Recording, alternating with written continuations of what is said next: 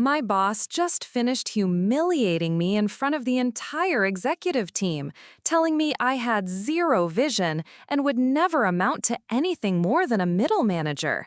I was packing up my things, ready to quit on the spot, when the conference room door opened.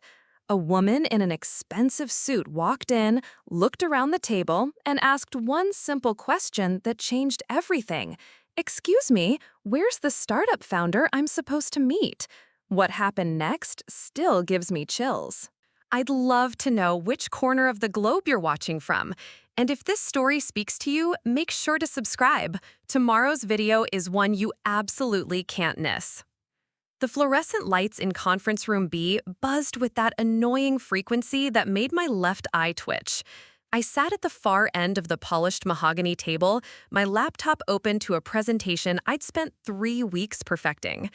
Around me, 12 other department heads shuffled through printed copies of my proposal, their faces ranging from mildly interested to completely bored. "All right, Jessica, you have the floor," said Richard Pemberton, our Chief Operations Officer. His tone carried that particular brand of corporate enthusiasm that meant he'd already made up his mind, and it wasn't in my favor. I stood up, smoothed down my navy blazer, and clicked to my first slide. "Thank you, Richard. Today, I want to present a revolutionary approach to our customer engagement strategy that could increase our quarterly revenue by 40%. The presentation began well enough. I walked them through market research, competitor analysis, and projected growth models. My voice was steady, my data was solid, and my arguments were logical. But as I progressed through the slides, I noticed something unsettling. Eyes were wandering. Phones were being checked. Margaret from HR was actually doodling what looked like a cat wearing a business suit. When I reached my core proposal about implementing AI-driven personalization across all customer touchpoints, Richard interrupted me mid-sentence. "Jessica, I'm going to stop you right there." He leaned back in his leather chair and clasped his hands behind his head. "This is exactly the kind of thinking that's holding our company back." The room fell silent. My throat went dry. "You see, everyone," Richard continued, now addressing the entire table while gesturing toward me like I was a case study in corporate failure, "this is what happens when we promote people based on technical skills rather than leadership vision. Jessica here has given us a perfectly competent presentation about incremental improvements. But where's the vision? Where's the big picture thinking?" My cheeks burned. I could feel every pair of eyes in that room focused on me, and not in a good way. "Richard, if you'd let me continue, I was about to explain how this connects to our 5-year strategic—" "No, no, no." He waved his hand dismissively. "You're missing the point entirely. This company needs visionaries, not technicians. We need people who can see around corners, who can anticipate market shifts before they happen. What you've presented here is the work of a very capable middle manager. And that's fine, Jessica. Not everyone can be a leader." The words hit me like a physical blow. Around the table, my colleagues suddenly found their notebooks and coffee cups incredibly interesting. Nobody made eye contact. Nobody came to my defense. "Furthermore," Richard continued, clearly enjoying his moment, "I think this presentation perfectly illustrates why our emerging technologies division has been underperforming. We've got smart people doing small thinking. We need to restructure this entire department around people who understand what real innovation looks like." My hands were shaking now. 3 years of 60-hour weeks, 3 years of exceeding every metric they'd given me, 3 years of building something meaningful from nothing, and this was how it ended. In front of 12 people who would go back to their offices and whisper about how Jessica Martinez finally got what was coming to her. "I think," I said quietly, closing my laptop, "that I've heard enough." "Oh, have you?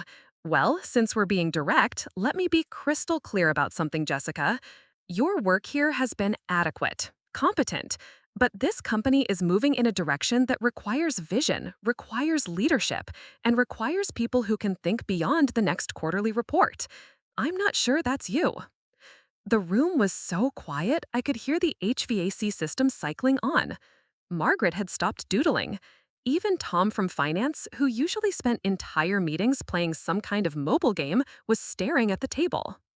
You know what, Richard? I stood up and started shoving my presentation materials into my bag. You're absolutely right. This company is moving in a direction, and maybe I don't belong here anymore. Jessica, wait. This came from Sarah Chen, our VP of Product Development. She'd always been one of the more reasonable voices in these meetings. Let's take a step back here. No, Sarah, I'm done. I slung my bag over my shoulder and looked directly at Richard. You want to know what I see when I look around this table? I see 12 people who are so afraid of taking risks that they'd rather tear down new ideas than actually implement them. I see a leadership team that confuses talking about innovation with actually doing it. Richard's face was turning an interesting shade of red. Jessica, I'd be very careful about. I'm being careful, Richard. I'm being careful not to waste another second of my life in a room where competent work is treated like a character flaw and where vision apparently means whatever the person with the biggest ego says it means. I was halfway to the door when Richard delivered his final shot. You know what your problem is, Jessica? You think technical competence is the same thing as leadership. You think because you can build something, that means you can lead something. But real leaders, real visionaries, they see the forest, not just the trees. And frankly, I don't think they'll ever be more than someone who's very good at looking at trees. I stopped with my hand on the door handle. For just a moment, I considered turning around and saying something that would end my career at Meridian Solutions permanently. Instead, I took a deep breath and walked out.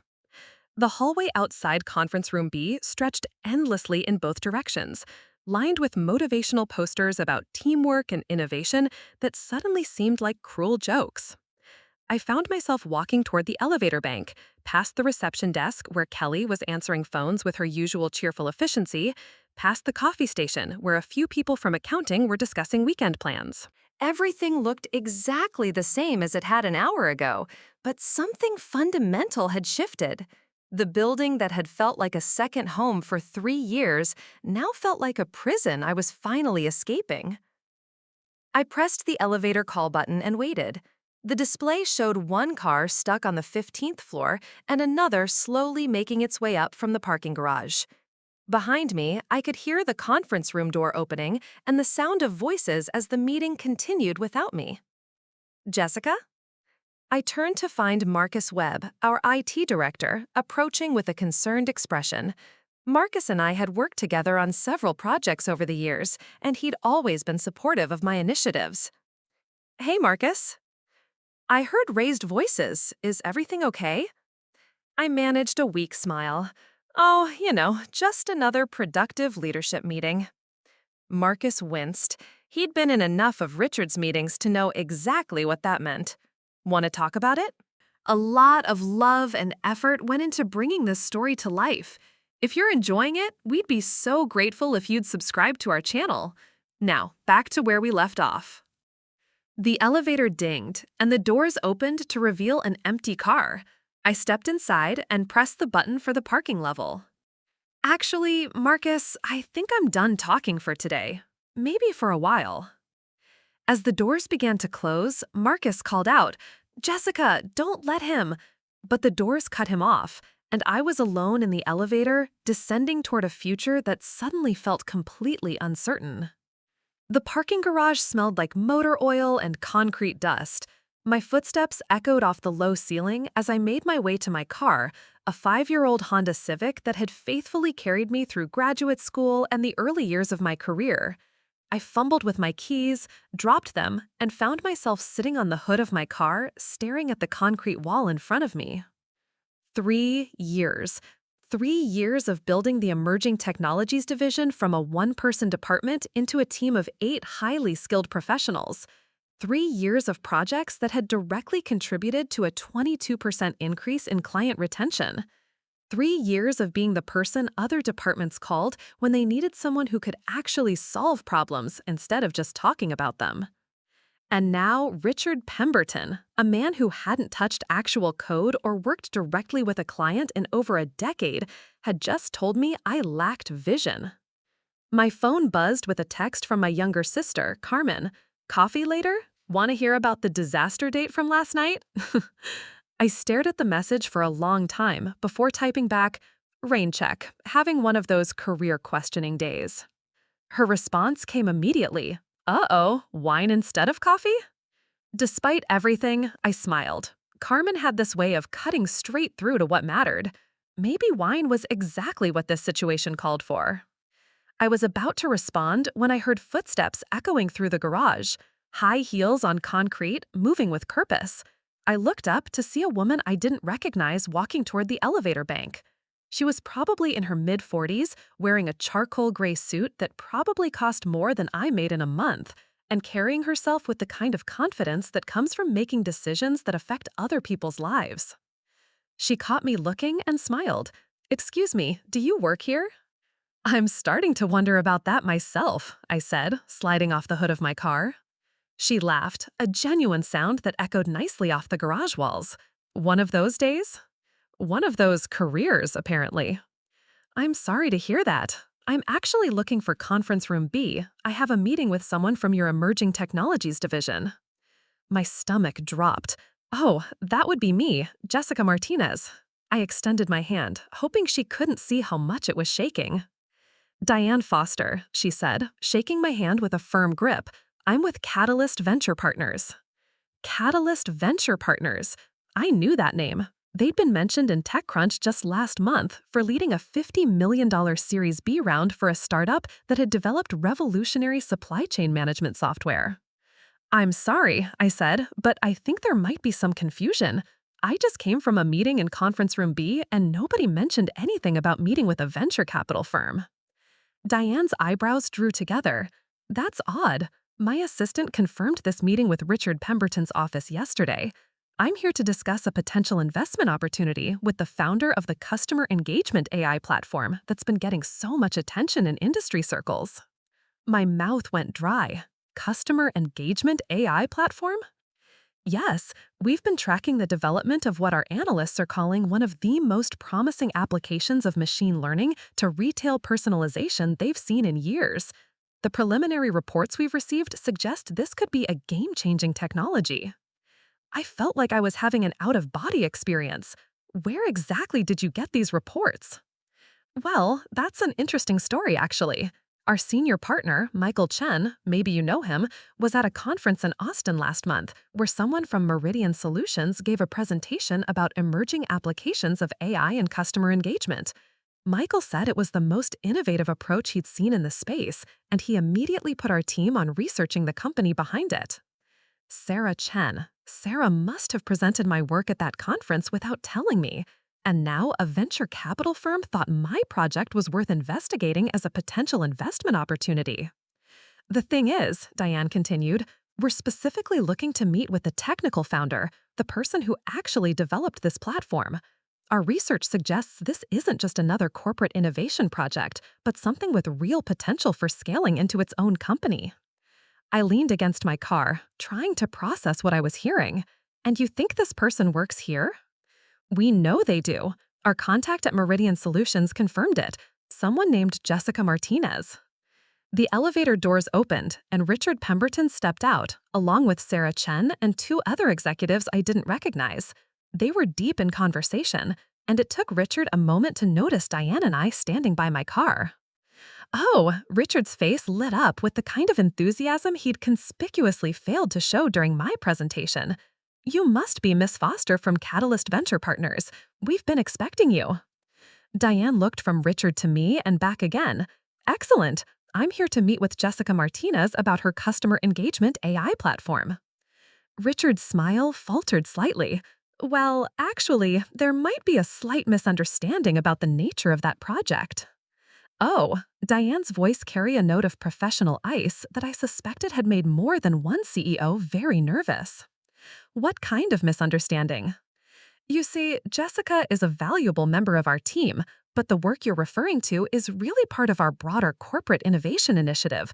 It's not exactly what you'd call a founder-led startup opportunity." I watched this exchange with growing amazement.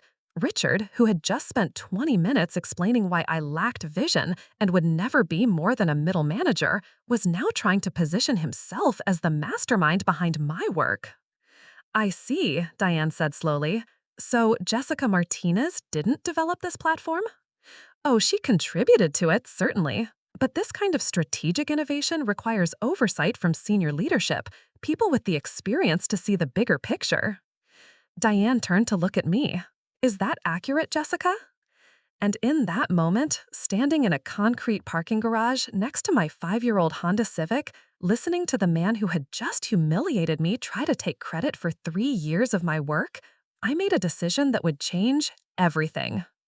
Actually, Diane, I said, standing up straight and looking her directly in the eye, I think there's been more than one misunderstanding here today.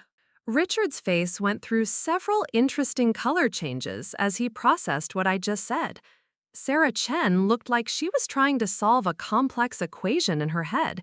The two executives I didn't recognize were exchanging glances that suggested they were witnessing something they probably shouldn't be. What Jessica means, Richard said quickly, his voice taking on that forced corporate cheerfulness that fooled absolutely no one, is that there are always different perspectives on collaborative projects.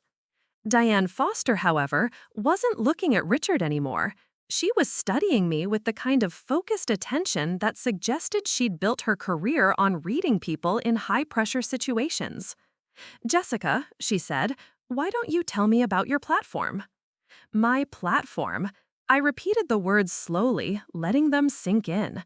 3 years of staying late, 3 years of debugging code at midnight, 3 years of building something from nothing while Richard took credit in board meetings I wasn't invited to attend. "Actually," I said, pulling out my phone, "let me show you something."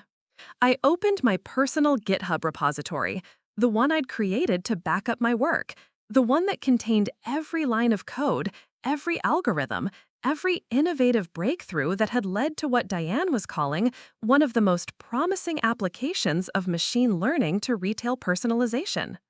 "This is interesting," Diane said, scrolling through the commit history. "All of these commits are under your personal account, Jessica, dating back almost 3 years. Richard stepped forward. "Now, Diane, you have to understand that in corporate environments, intellectual property developed during work hours naturally belongs to—" "Oh, I understand intellectual property law quite well, Richard." Diane's tone could have frozen coffee. "What I'm curious about is this note in the documentation." She held up my phone so everyone could see. "It says this entire system was developed during evenings and weekends using Jessica's personal equipment." The parking garage fell silent, except for the distant hum of the ventilation system. "That's correct," I said. "Every algorithm, every line of code, every breakthrough that made this system work, I developed it at home, on my own time, using my own resources. The only thing I used company resources for was testing and implementation." Sarah Chen finally found her voice. "Jessica, you never mentioned that the core development was done independently." "Because I was trying to be a team player," I replied. "I thought that bringing innovations to Meridian would benefit everyone. I thought loyalty and collaboration mattered more than credit." Diane was now scrolling through my code with the practiced eye of someone who understood what she was looking at. "This is remarkable work. The approach to real-time behavioral analysis is unlike anything I've seen in the commercial space. How did you solve the latency problem?" Before I could answer, Richard interrupted. "Diane, I think we should continue this conversation upstairs in a more appropriate setting." "Actually, Richard, I think this is exactly the right setting." Diane handed my phone back to me. "Jessica, you said there have been misunderstandings today. What did you mean?" I looked around the parking garage, at Richard, who was practically vibrating with barely contained panic, at Sarah, who was clearly recalculating everything she thought she knew about our department, at the two executives whose names I still didn't know, but who were obviously witnessing the kind of corporate drama that would fuel break-room conversations for months. "I meant," I said, "that 30 minutes ago, Richard told me I lacked vision and would never be more than a competent middle manager. He suggested that the company needed to restructure our entire department around people who understood what real innovation looked like." Diane's eyebrows went up. "He said that about the person who developed this platform?" He said it during my presentation about implementing this platform across all customer touchpoints, the same platform you're here to discuss as a potential investment opportunity. The silence that followed was the kind that makes you acutely aware of your own breathing. Richard looked like he was trying to calculate whether he could somehow make this entire conversation disappear. Well, Diane said finally, that certainly puts things in perspective. Diane, Richard said, attempting to regain control of the situation, I think there might be some confusion about the nature of Jessica's role in this project. While she certainly contributed valuable technical expertise, the strategic vision and market positioning came from senior leadership. Is that so? Diane turned back to me. Jessica, who identified the market opportunity? I did. I spent 6 months analyzing customer behavior patterns across retail sectors and identified the gap between personalization technology and actual customer experience. Who developed the core algorithms? I did, working nights and weekends for 18 months. Who solved the scalability challenges? I did, including designing the distributed architecture that allows the system to handle millions of concurrent users. And who created the business model that caught our attention? I paused. This was the moment of truth. I did, including the revenue projections, market analysis, and competitive positioning that I presented to this team 36 times over the past year. Diane nodded slowly. Richard, I have to ask, what exactly was your contribution to this project? Richard's face had progressed from red to purple. My contribution was providing the leadership and strategic oversight that turned Jessica's technical work into a viable business opportunity. Interesting. Diane pulled out his own phone and scrolled through what looked like a detailed report. Because according to our analysis, the most innovative aspects of this platform are the technical implementations that solve problems other companies haven't even recognized yet. The business strategy, while solid, is actually fairly conventional. Sarah Chen cleared her throat. Diane, I think we should probably— No, Sarah, I think we should finish this conversation. Diane looked directly at me. Jessica, you said there have been misunderstandings today. What did you mean? I looked around the parking garage, at Richard, who was practically vibrating with barely contained panic, at Sarah, who was clearly recalculating everything she thought she knew about our department, at the 2 executives whose names I still didn't know, but who were obviously witnessing the kind of corporate drama that would fuel breakroom conversations for months. I meant, I said, that 30 minutes ago, Richard told me I lacked vision and would never be more than a competent middle manager. He suggested that the company needed to restructure our entire department around people who understood what real innovation looked like. Diane's eyebrows went up. He said that about the person who developed this platform? He said it during my presentation about implementing this platform across all customer touchpoints, the same platform you're here to discuss as a potential investment opportunity. The silence that followed was the kind that makes you acutely aware of your own breathing. Richard looked like he was trying to calculate whether he could somehow make this entire conversation disappear. Well, Diane said finally, that certainly puts things in perspective. Diane, Richard, attempting to regain control of the situation, I think there might be some confusion about the nature of Jessica's role in this project. While she certainly contributed valuable technical expertise, the strategic vision and market positioning came from senior leadership. Is that so? Diane turned back to me. Jessica, who identified the market opportunity? I did. I spent 6 months analyzing customer behavior patterns across retail sectors and identified the gap between personalization technology and actual customer experience. Who developed the core algorithms? I did, working nights and weekends for 18 months. Who solved the scalability challenges? I did, including designing the distributed architecture that allows the system to handle millions of concurrent users. And who created the business model that caught our attention? I paused. This was the moment of truth. I did, including the revenue projections, market analysis, and competitive positioning that I presented to this team 36 times over the past year. Diane nodded slowly. Richard, I have to ask, what exactly was your contribution to this project? Richard's face had progressed from red to purple. My contribution was providing the leadership and strategic oversight that turned Jessica's technical work into a viable business opportunity. Interesting. Diane pulled out his own phone and scrolled through what looked like a detailed report. Because according to our analysis, the most innovative aspects of this platform are the technical implementations that solve problems other companies haven't even recognized yet. The business strategy, while solid, is actually fairly conventional. Sarah Chen cleared her throat.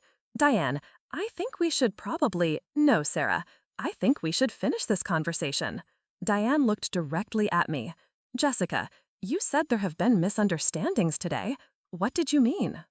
I looked around the parking garage, at Richard, who was practically vibrating with barely contained panic, at Sarah, who was clearly recalculating everything she thought she knew about our department, at the two executives whose names I still didn't know, but who were obviously witnessing the kind of corporate drama that would fuel break room conversations for months. I meant, I said, that 30 minutes ago, Richard told me I lacked vision and would never be more than a competent middle manager. He suggested that the company needed to restructure our entire department around people who understood what real innovation looked like. Diane's eyebrows went up. He said that about the person who developed this platform? He said it during my presentation about implementing this platform across all customer touchpoints. The silence that followed was the kind that makes you acutely aware of your own breathing. Richard looked like he was trying to calculate whether he could somehow make this entire conversation. When I finished, Diane was quiet for a long moment. Jessica, she said finally, I have one more question for you. Sure.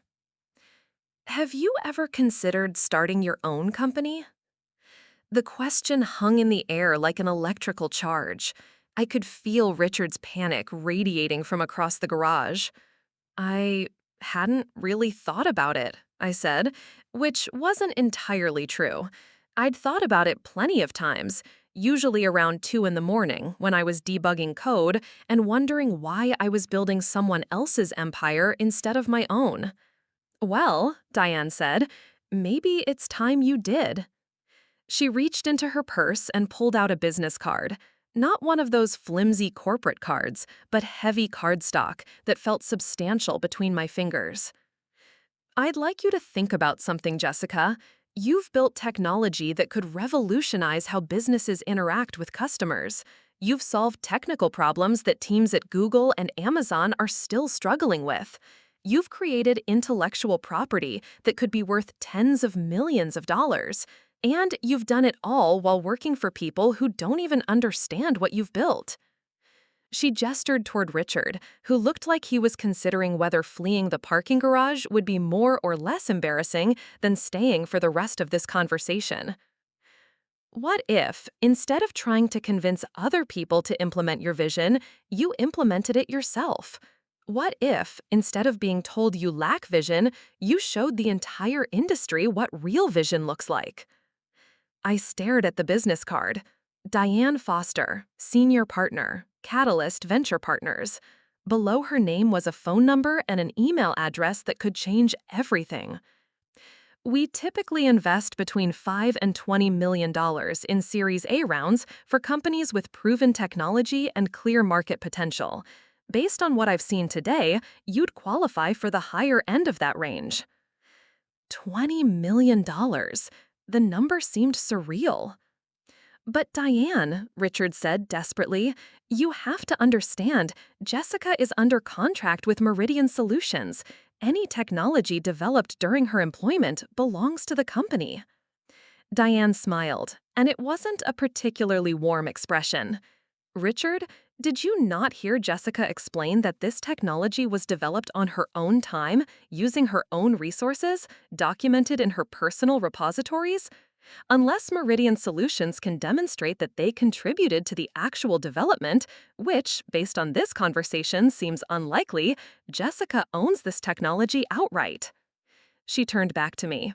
Of course, you'd want to verify that with a good intellectual property attorney. I can recommend several if you'd like. The parking garage suddenly felt like the most important place in the world. everything that happened next would determine whether I spent the rest of my career being told I lacked vision or whether I finally got the chance to prove just how much vision I actually had. I stood there holding Diane's business card, feeling like I was balanced on the edge of a cliff. Behind me was everything familiar: the steady paycheck, the predictable routine, the safety of being an employee, rather than taking the terrifying leap into entrepreneurship. Ahead of me was the unknown, but also the possibility of finally building something that was truly mine. I need to think about this, I said finally. Of course you do, Diane replied. This is a big decision. But Jessica, I want you to understand something. Opportunities like this don't come along often.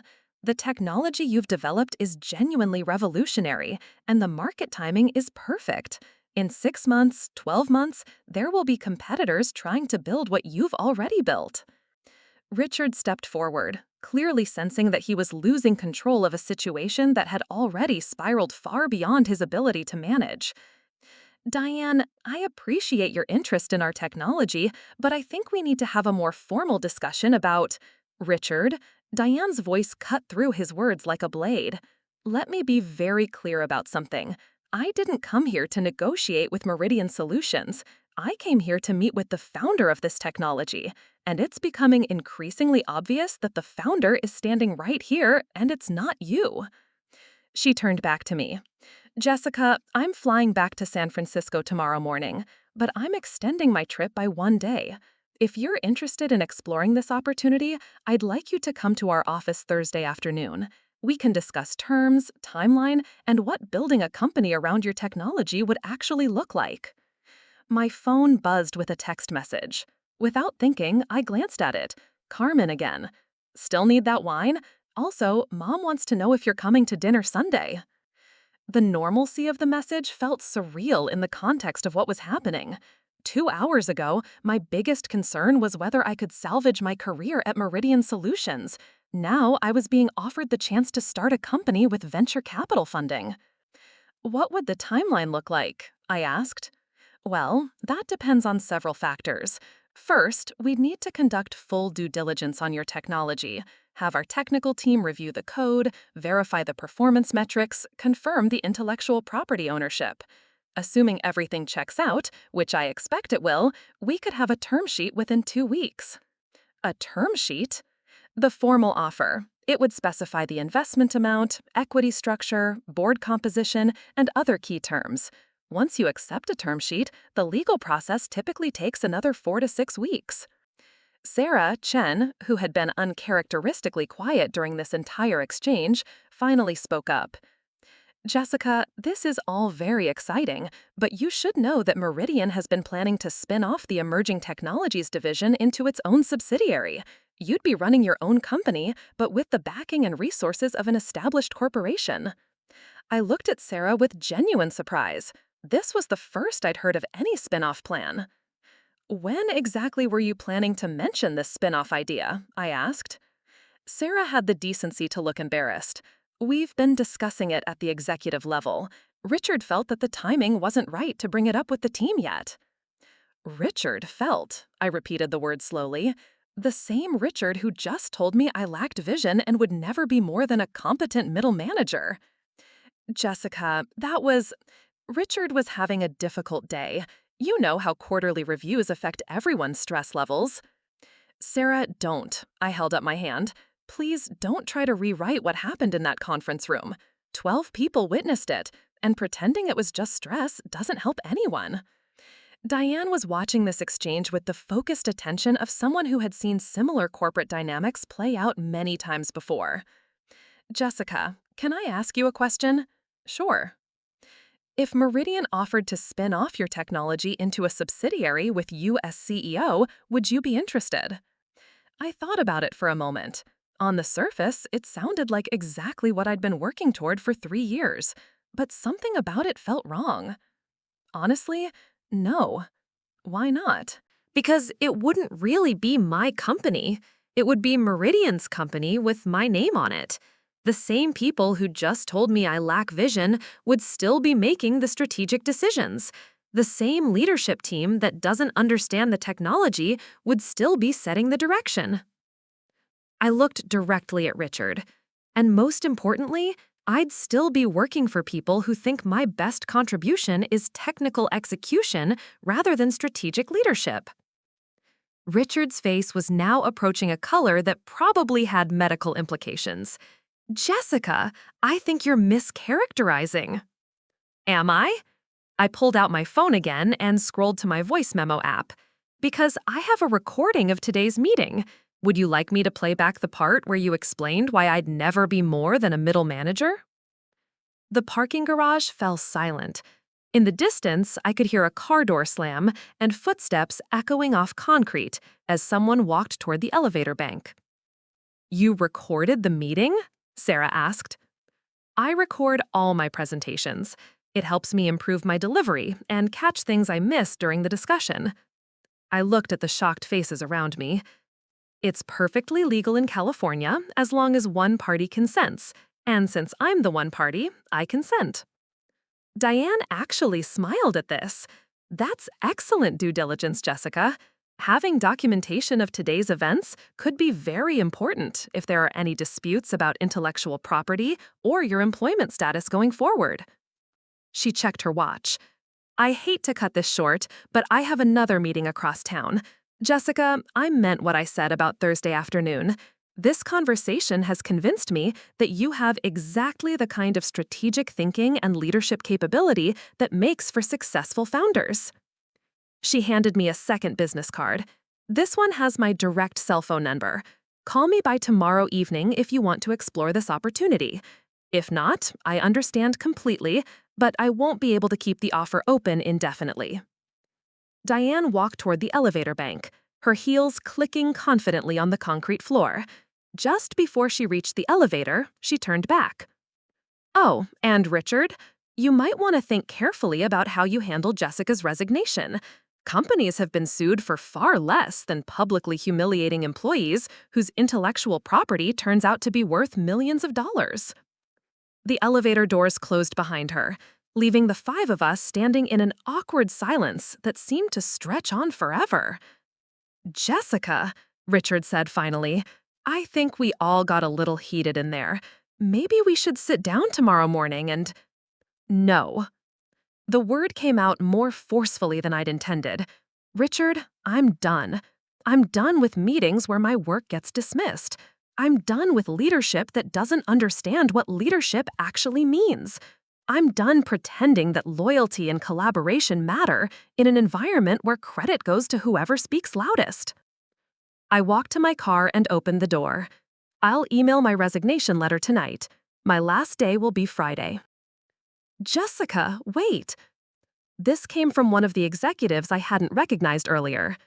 I'm David Walsh, VP of Strategic Development. I've been following your work for months, and I think there might be room for negotiation here. What kind of negotiation? What if we made you CTO of the spin-off subsidiary? Full equity stake, complete technical autonomy, reporting directly to the board rather than to Richard. It was a good offer. 6 months ago, it would have been a dream offer. But standing there in the parking garage, having just been offered venture capital funding to build my own company, it felt like settling. David, I appreciate the offer, I really do. But I've spent 3 years building something revolutionary while being told I lack vision.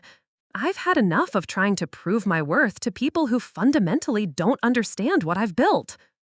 I got into my car and rolled down the window. Besides, I've got a meeting in San Francisco on Thursday. Something tells me that conversation is going to be a lot more interesting. As I drove out of the parking garage, I caught a glimpse of Richard, Sarah, and the other executives in my rearview mirror. They were standing in a tight circle, having what looked like an intense discussion, probably trying to figure out how to explain to their board of directors that the company's most valuable intellectual property was about to walk out the door with its creator. My phone rang as I was merging onto the highway. Carmen. Hey, sis. Hey, still having that career questioning day? I thought about how to answer that question. Actually, Carmen, I think I just figured out what I want to do with my career. Oh, yeah? What's that? I'm going to start a company. The silence on the other end of the line lasted so long, I wondered if the call had dropped. Carmen, are you still there? Yeah, I'm here. Did you just say you're starting a company? I did. Okay, I'm buying champagne instead of wine. This conversation requires celebration. I spent that evening at Carmen's apartment, sitting on her couch with a glass of champagne that had gone flat an hour ago, staring at Diane's business card like it might spontaneously combust. Okay, walk me through this again, Carmen said. This venture capital woman wants to give you how much money? Up to 20 million. Carmen shook her head. That's insane. That's more money than our entire family has made in the last decade combined. It's not just giving me money, Carmen. It's an investment. They'd own a significant portion of the company in exchange for the funding. How significant? I don't know yet. That's what we'd negotiate. I took a sip of the flat champagne and made a face. Typically, venture capital firms take anywhere from 20 to 40% equity in Series A rounds, depending on the valuation and investment amount. So you'd still own the majority of your own company? Potentially, but there are a lot of other factors. Board seats, liquidation preferences, anti-dilution clauses. It's complicated. Carmen studied my face. You're scared. It wasn't a question. My sister has always been able to read me better than anyone else. Terrified, I admitted. Of what? I set down my glass and leaned back into the couch cushions. Of failing. Of discovering that Richard was right about me lacking vision. Of taking $20 million of other people's money and building something that nobody wants. Jessica. Carmen's voice was gentle but firm. This investor woman, Diane, she didn't just randomly show up at your office. She came there specifically looking for you because your technology caught her attention. That doesn't happen to people who lack vision. But what if I can't scale it? What if building a startup is completely different from building technology? What if I'm great at coding but terrible at running a company? Carmen got up and moved to the couch next to me. What if you're amazing at it? What if you build something that changes how every company in the world interacts with their customers? What if you become one of those entrepreneurs who gets featured on magazine covers talking about how they revolutionized an entire industry? I laughed, despite my anxiety. That seems a little optimistic. So did developing revolutionary AI technology in your spare time, but you did that anyway. She had a point. When I'd started working on the customer engagement platform 3 years ago, it had just been an interesting problem I wanted to solve. I hadn't set out to create something that would attract venture capital attention. My phone rang. I glanced at the screen and saw a number I didn't recognize with a 415 area code, San Francisco. Should I answer it? It's 9:30 at night. Who calls at 9:30 at night? I answered the call. Hello? Jessica, this is Diane Foster. I hope I'm not calling too late. No, not at all. I gestured frantically at Carmen, who raised her eyebrows and mouthed speakerphone. I shook my head. I wanted to follow up on our conversation today. I've been thinking about your technology, and I had a few additional questions. Okay. First, have you filed any patent applications for your algorithms? No, I haven't. I wasn't sure about the process, and frankly, I didn't think it was necessary while the technology was being used internally at Meridian. That's actually not uncommon for employee inventors. The good news is that your detailed documentation and committed history establish clear prior art, which gives you strong protection even without formal patents. But we'd want to get patent applications filed quickly if we move forward. I grabbed a notebook from Carmen's coffee table and started taking notes. What else? I'm curious about your thoughts on market entry strategy. Have you considered whether you'd want to license the technology to existing companies or build a direct-to-consumer platform? I've actually thought about that a lot, and I had, during all those late nights when I was debugging code and wondering where this project might lead. I think the biggest opportunity is in the B2B space initially. Most retailers have the customer data and traffic volume to make the platform valuable, but they don't have the technical expertise to build something like this themselves. That aligns with our analysis. What about pricing models? Software as a service with tiered pricing based on transaction volume. Small retailers might pay a few $100s a month, enterprise clients could pay tens of thousands. The beauty of the system is that it becomes more valuable as it processes more data, so clients have incentive to increase their usage over time. There was a pause on the line. Jessica, can I be direct with you? Sure. I've been doing this for 15 years. I've evaluated thousands of technologies and met with hundreds of potential founders. Most of them have impressive technical skills, but need significant help with business strategy and market positioning. You're different. You've clearly thought through not just the technical challenges, but the commercial implications of what you've built. My heart was racing. Thank you. Which brings me to my real question. Are you seriously considering this opportunity, or are you just being polite? I looked at Carmen, who was listening intently, despite only hearing one side of the conversation. She gave me an encouraging nod. I'm seriously considering it. Good, because I've arranged for our technical team to review your code tomorrow morning. If they confirm what I suspect, that your platform is as innovative as it appears, I'd like to accelerate our timeline. What does that mean? It means instead of meeting Thursday afternoon, I'd like you to fly up tomorrow evening. We can have dinner and then spend all day Thursday with our team. If everything goes well, I'd like to present a preliminary term sheet to you by Friday. I nearly dropped the phone. That's very fast. Jessica, I'm going to tell you something that might sound like sales tactics, but I want you to know it's genuine analysis. The retail personalization market is about to explode. Amazon has proven that recommendation engines drive revenue, but their technology is proprietary and not available to other retailers. You've built something that could give every company in the world access to Amazon-level personalization technology. She paused to let that sink in. The company that captures this market first is going to be worth billions, not millions, billions. But the window for being first is probably 6 to 12 months. After that, you'll be competing with teams at Google, Microsoft, and Amazon who have unlimited resources. My mouth had gone completely dry. You think my technology could be worth billions? I think your technology could be the foundation for a company worth billions, but only if we move quickly and execute flawlessly. Carmen was making exaggerated gestures at me, clearly trying to communicate something urgent. I covered the phone with my hand. What? Ask her about the team, she whispered. Ask her who else would be involved. Diane, can I ask who else would be on the founding team? That's an excellent question. Ideally, we'd want to bring in a CEO with operational experience scaling technology companies and a VP of sales with relationships in the retail industry. You'd be CTO and Chief Product Officer, responsible for the technical vision and product development. So I wouldn't be the CEO? Not initially. Most technical founders find that bringing in an experienced CEO allows them to focus on what they do best, building great products, while someone else handles operations, fundraising, and business development. But that would be negotiable.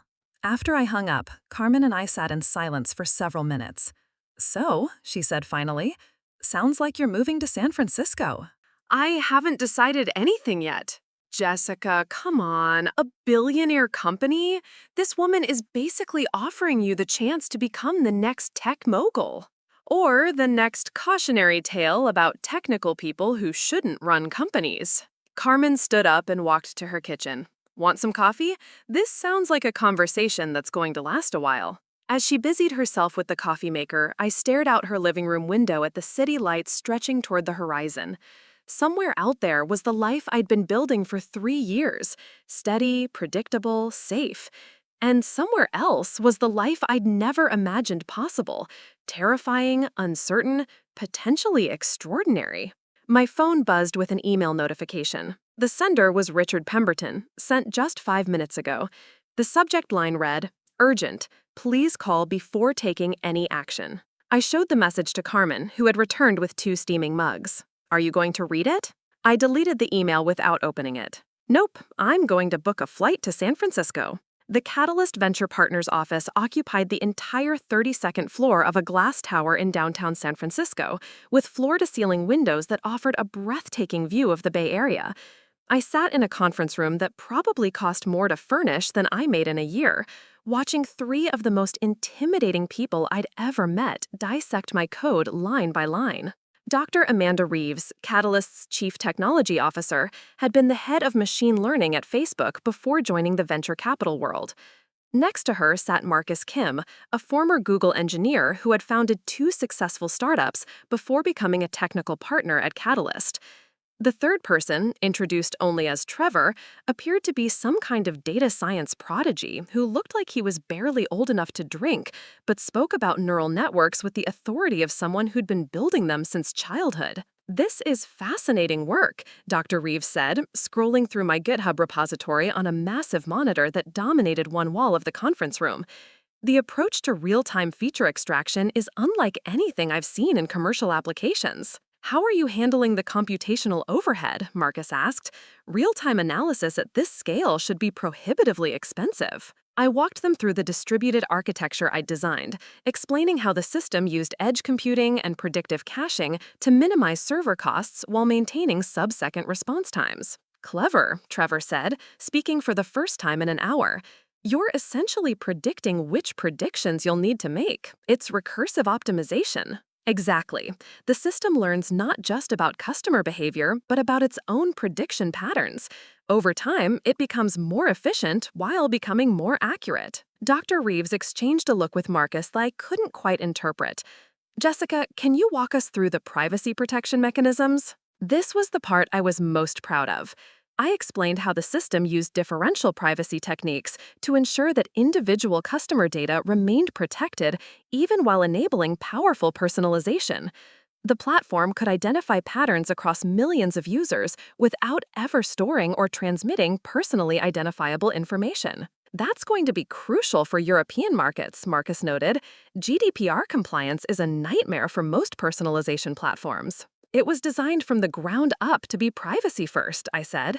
"I believe that respecting user privacy isn't just ethically important, it's going to be a competitive advantage as regulations tighten worldwide." Trevor was now running performance benchmarks on my code, muttering to himself as numbers flashed across his screen. "These efficiency metrics can't be right." "What do you mean?" "According to this analysis, your platform processes complex behavioral data with less computational overhead than most systems use for basic recommendation engines. Either there's an error in my benchmarking, or you've achieved something that teams at Amazon and Netflix have been trying to solve for years." Dr. Reeves leaned forward. "Trevor doesn't exaggerate. If these numbers are accurate, you've solved one of the fundamental scalability problems in machine learning personalization." The platform felt a surge of pride mixed with nervousness. "The efficiency comes from the predictive caching system I mentioned. Instead of analyzing every data point in real time, the system anticipates which analyses will be needed and pre-computes them during low traffic periods." "It's like having a crystal ball for your own processing needs," Marcus said admiringly. "This is genuinely innovative work, Jessica." The door to the conference room opened, and Diane Foster walked in, carrying a stack of documents and wearing the kind of expression that suggested important decisions were being made. "How are we doing?" she asked. "We're looking at something special," Dr. Reeves replied. "This isn't just an incremental improvement on existing technology. This is a fundamental breakthrough in how personalization systems can operate at scale." Diane's smile was the first genuinely warm expression I'd seen from her since we met. "That's what I hoped you'd say. Jessica, can you join me in my office? I'd like to discuss next steps." Diane's office was smaller than the conference room, but somehow more intimidating. The walls were covered with framed articles about companies that Catalyst had funded, including several that had gone on to IPOs worth billions of dollars. Her desk was a minimalist glass surface that held only a laptop, a legal pad, and a fountain pen that probably cost more than my monthly rent. "Please sit down." She gestured to a chair across from her desk. "First, I want to tell you that our technical team is unanimously impressed with your work. In 15 years of evaluating technology companies, I've rarely seen our CTOs this excited about a platform." "That's encouraging to hear." "It's more than encouraging, Jessica. It's validation that what you've built has the potential to transform an entire industry." She opened her laptop and pulled up what looked like a detailed financial model. She turned the laptop so I could see the screen. Based on our analysis, we believe your technology could capture a significant portion of the global personalization software market, which is projected to reach $42 billion by 2028. $42 billion? The number was so large it felt abstract. Obviously, no single company captures an entire market, but we think a well-executed business built around your platform could realistically achieve 5 to 10% market share within 5 years. I did the math quickly. That would be $2 to $4 billion in annual revenue. Exactly, which is why Catalyst is prepared to make a substantial Series A investment to help you build this company. She pulled out a document that was bound in leather and looked incredibly official. This is a preliminary term sheet. The final terms would be subject to legal due diligence and negotiation, but this gives you an idea of what we're thinking. I opened the document and immediately felt overwhelmed by the legal language and financial terminology. But certain numbers jumped out at me. $18 million? That's our proposed Series A investment. It would be sufficient to hire a world-class team, build out the platform for commercial deployment, and fund operations for approximately 18 months. I kept reading. And Catalyst would own 35% of the company? That's our opening position, yes. It values the company at approximately $51 million pre-money, which we believe is fair given the early stage but exceptional technology. My head was spinning.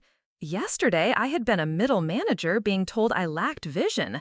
Today, I was looking at documents that valued a company I didn't even have yet at $51 million. There's one other thing we need to discuss, Diane said.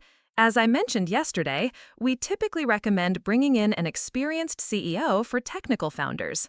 I've identified someone who I think would be perfect for this role. She pulled out another document, this one looking like a resume. Her name is Catherine Walsh. She was the COO at Shopify before starting her own company, which she successfully sold to Adobe for $300 million last year.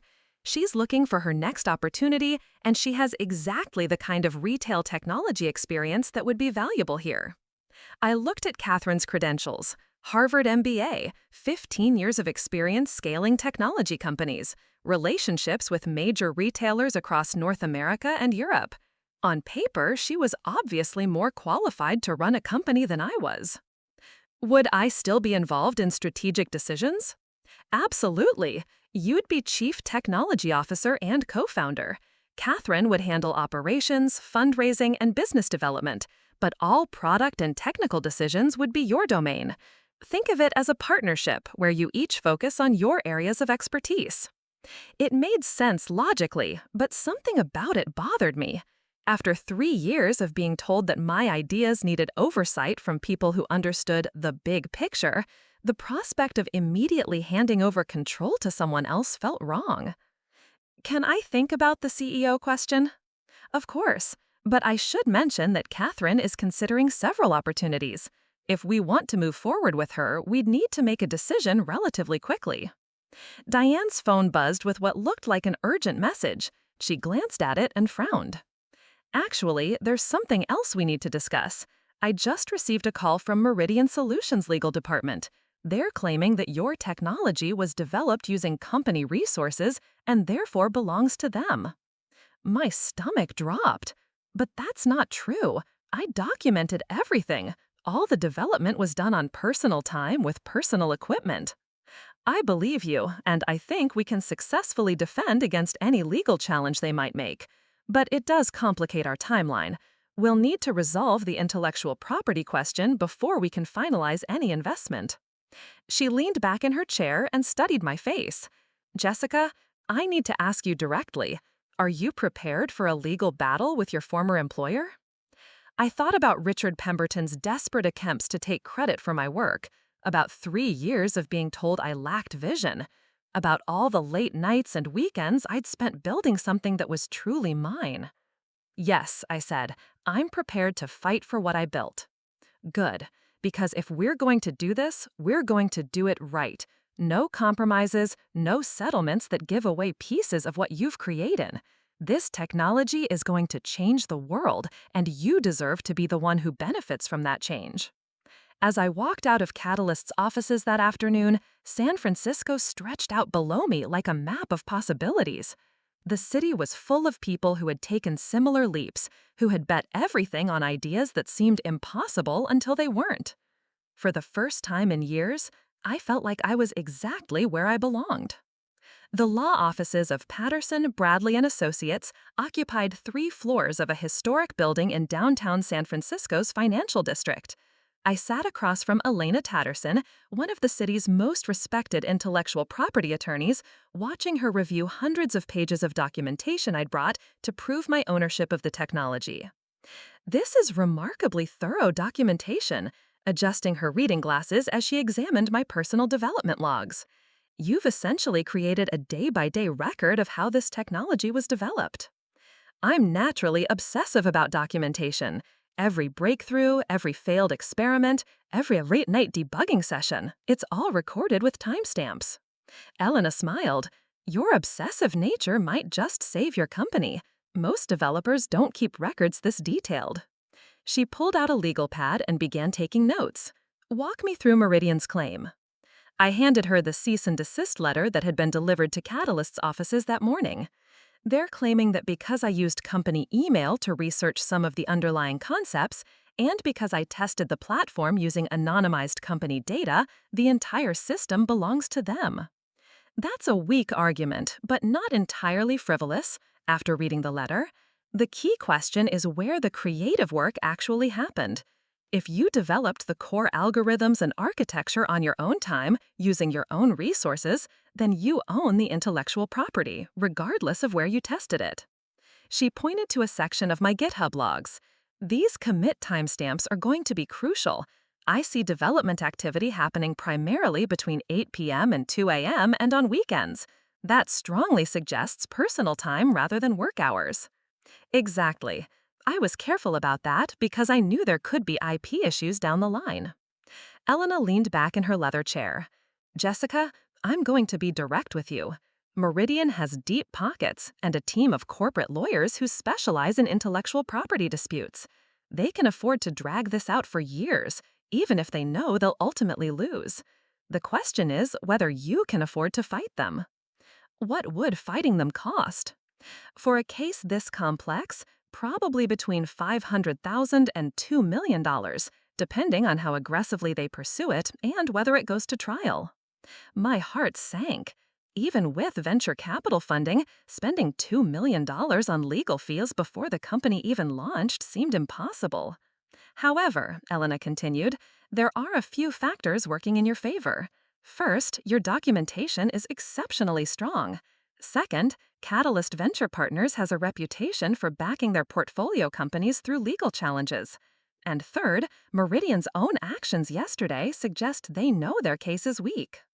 What do you mean? Think about it. If they genuinely believed they owned this technology, why did they wait until after you met with investors to make their claim? Why didn't they assert ownership when you were still their employee? The timing suggests desperation rather than confidence. Elena's phone rang. She glanced at the caller ID and held up a finger. "I need to take this. It's actually related to your case." I could only hear one side of the conversation, but Elena's expressions told me it was significant. "Yes, I represent Ms. Martinez. That's correct. I see. When did this happen? No, we haven't received any such communication. I'll need to review that with my client and get back to you." She hung up and turned back to me with a grim expression. That was Meridian's legal counsel. Apparently, they've filed for an emergency injunction to prevent you from using or licensing your technology while the ownership dispute is resolved. What does that mean? It means they're asking a judge to essentially freeze your ability to start a company until they can prove they own your work. If the injunction is granted, Catalyst wouldn't be able to invest, and you couldn't launch your platform commercially. I felt like someone had punched me in the stomach. Can they do that? They can try. The hearing is scheduled for Monday morning. We have 4 days to prepare our response. Elena stood up and walked to a whiteboard mounted on her office wall. Here's what we're going to do. First, we're going to document every single interaction you had with Meridian regarding this technology. Every email, every meeting, every conversation where they were presented with your work and failed to assert ownership. She began writing on the whiteboard. Second, we're going to get affidavits from technical experts who can verify that your personal development environment was completely separate from Meridian systems. Third, we're going to demonstrate that Meridian's own executives publicly acknowledged your individual contributions to this technology. How do we prove that last part? Elena smiled. Do you still have that recording of yesterday's meeting? Yes, but I'm not sure it's relevant to— Oh, it's absolutely relevant. Richard Pemberton spent 20 minutes telling you that you lack vision and would never be more than a technical contributor. Those statements directly contradict their current claim that this technology represents strategic corporate innovation developed under their direction. She was right. Richard's own words proved that Meridian's leadership didn't recognize the strategic value of my work until after investors showed interest. There's one more thing we need to discuss, Elena said. Even if we win the injunction hearing, Meridian could still pursue a full lawsuit. Are you prepared for that possibility? Before I could answer, my phone rang. Diane Foster. Elena, this is my investor. Can I take this? Of course. Jessica? Diane's voice was tense. I just got off a conference call with our legal team and our managing partners. We need to talk. I'm actually with my attorney right now. Can we discuss it together? Put me on speaker. I activated the speakerphone. Diane, I'm here with Elena Patterson, my IP attorney. Ms. Patterson, I'm glad Jessica found a good representation. I'll get straight to the point. Catalyst has dealt with intellectual property disputes before, and we're prepared to support Jessica through this legal challenge. However, our investment committee has some concerns about the timeline. Elena leaned forward. What kind of timeline concerns? If this legal dispute drags on for months, it could significantly delay product development and market entry. In a fast-moving space like personalization technology, delays can be fatal. My stomach tightened. Are you saying Catalyst is reconsidering the investment? Not reconsidering, but we may need to restructure our approach. Instead of waiting for the legal dispute to resolve, we're prepared to make an immediate investment to fund both product development and legal defense. Elena and I exchanged surprised looks. What would that mean, practically? Elena asked. It means we accelerate everything. We fund Jessica's legal defense as part of the Series A investment. We hire the development team immediately and begin building the commercial platform while the legal case progresses.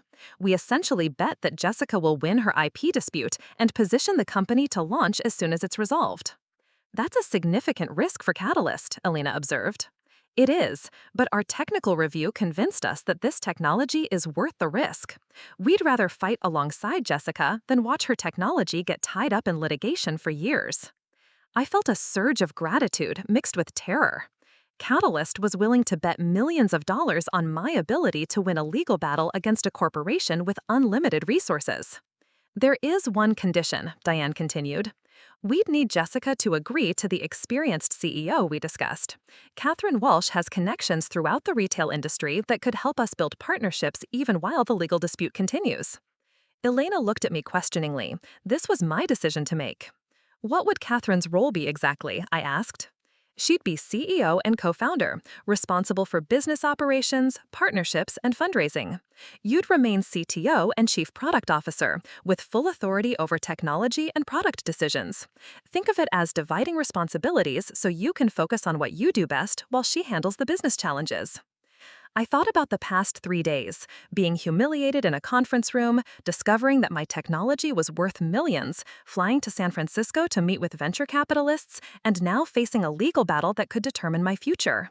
6 months ago, the idea of sharing control of my technology would have felt like defeat.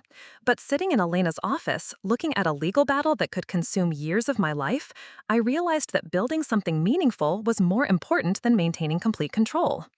Okay, I said. Let's do it. Elena smiled. In that case, we have a company to launch and a lawsuit to win.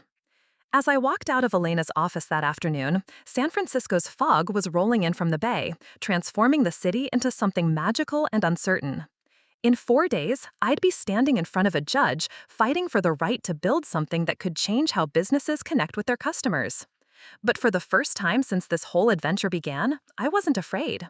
I had brilliant lawyers, committed investors, and technology that could genuinely make the world better. Most importantly, I had finally learned the difference between vision and permission. Vision was seeing possibilities that others missed. Permission was what you asked for when you doubted your own vision. I was done asking for permission. The San Francisco Federal Courthouse had the kind of imposing architecture designed to make people feel small and intimidated. I sat at the plaintiff's table next to Alina Patterson, watching Meridian Solutions' team of 5 lawyers arrange stacks of documents with military precision. Across the aisle, Richard Pemberton sat with David Walsh and 2 other Meridian executives, all wearing expressions that suggest they'd rather be anywhere else. Judge Margaret Chen called the courtroom to order at exactly 9 a.m. She was younger than I'd expected, probably in her mid-40s, with the kind of sharp intelligence that radiated from her eyes as she reviewed the case documents. This is a hearing on Plaintiff Meridian Solutions' motion for emergency injunctive relief, Judge Chen announced. Counsel for Meridian, you may proceed. Thomas Bradley, Meridian's lead attorney, stood up with the confidence of someone who'd won similar cases many times before. Your Honor, this is a straightforward case of employee theft of intellectual property. Ms. Martinez developed valuable technology while employed by Meridian Solutions, using company resources and company time. She cannot now claim individual ownership simply because she's received interest from venture capitalists. For the next 30 minutes, Bradley presented Meridian's case with polished professionalism. He showed emails where I'd researched machine learning concepts using my work computer. He highlighted instances where I'd tested algorithms using anonymized company data. He argued that my development work was inherently connected to my employment duties. It was a competent presentation, but I noticed something important. He never addressed the core technical innovations that made my platform unique. He focused entirely on procedural arguments about employee obligations and corporate ownership. When Elena stood up to present our defense, her approach was completely different.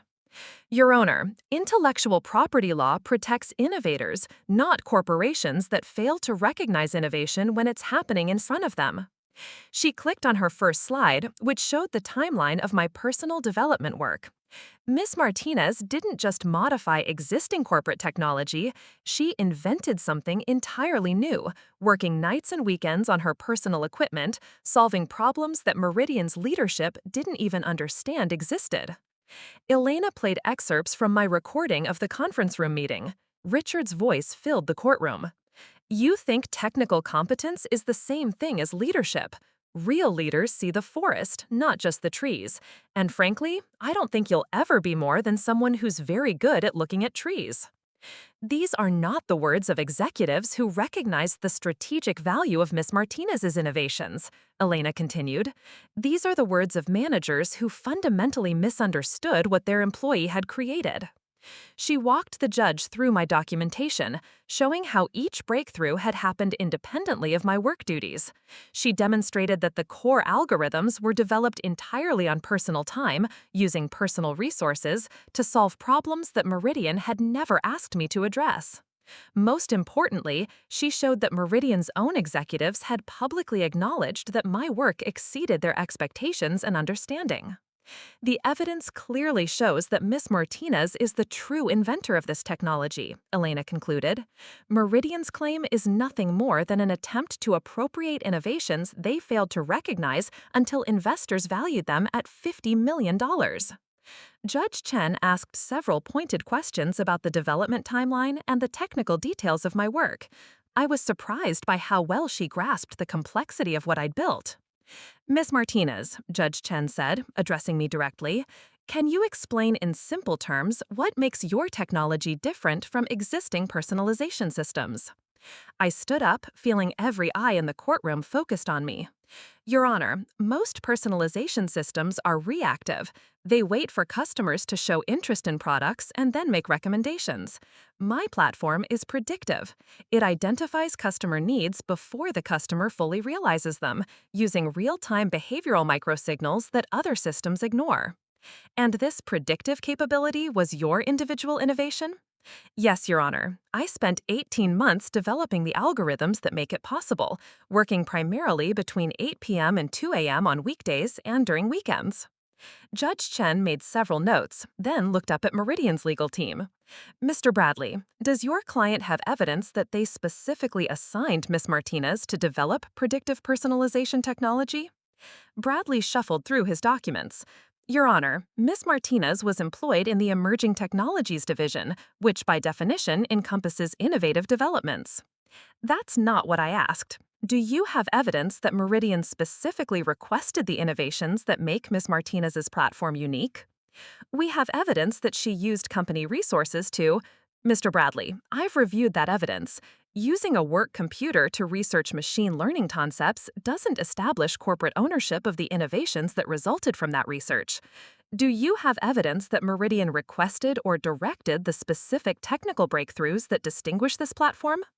The silence that followed was the most satisfying moment of my professional life. No, Your Honor.